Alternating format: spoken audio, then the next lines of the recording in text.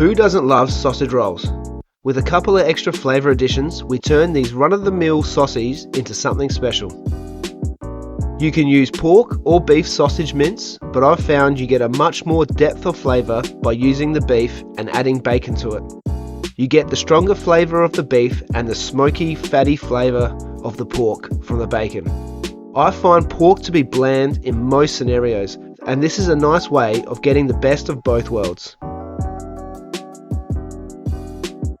The other addition that is crucial to this flavour profile is fennel seeds.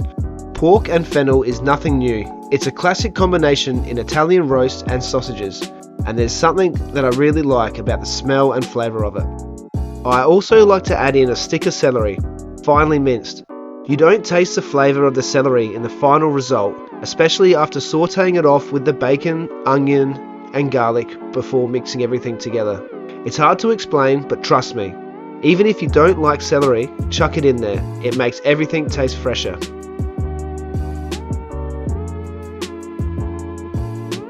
Finally dice the celery, onion, garlic and bacon and get it ready to fry off. Over a medium heat in a large pot, a wok or a frying pan, don't do what I just did and add a glug of oil. This was a mistake by me going on autopilot. The bacon is fatty enough. Add your chopped ingredients and a pinch of salt and sweat these off for around 10 minutes. It will take that long to evaporate all the water out of the onion and the celery. Once it's ready and nice and soft, put it back in the bowl and cool it down before mixing. This can be done 10 minutes or 24 hours in advance. Pull your puff pastry sheets out of the freezer around 30 minutes before you plan on using them. Once they're able to be separated, lay out 4 sheets, and while you're waiting for them to get soft enough to roll, start mixing your mince ingredients together. When adding the fennel powder, I prefer to use a mortar and pestle to break up whole seeds. You get such an amazing aroma from doing it this way, but if you don't have one, just add 2 teaspoons of fennel powder instead of the 2 teaspoons of crushed whole seeds.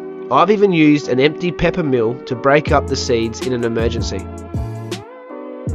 Mix the mince, sautéed vegetables, panko breadcrumbs, fennel and salt and pepper and incorporate well with your hands.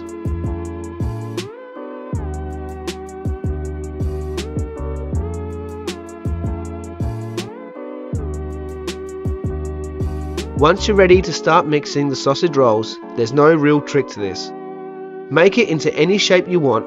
I've got mates that like to do a big thick roll. I've even experimented with smearing a thin layer of mince across most of the sheet and rolled it up into a spiral like a jam sponge roll. But most of the time, I try to aim for a cylinder the thickness of a 20-cent coin. Better pastry to meat ratio, I reckon. I use a fork to lightly scratch and rough up the end of the sheet to help it seal. Use an egg wash to seal the ends and roll.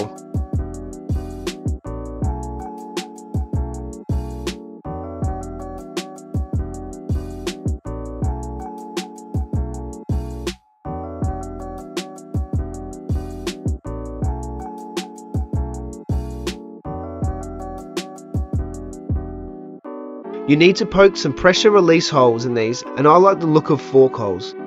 Nice and neat. Once they're all rolled, give the tops an egg wash and bake. In a preheated oven around 180 to 200 degrees Celsius, bake for around 20 to 30 minutes.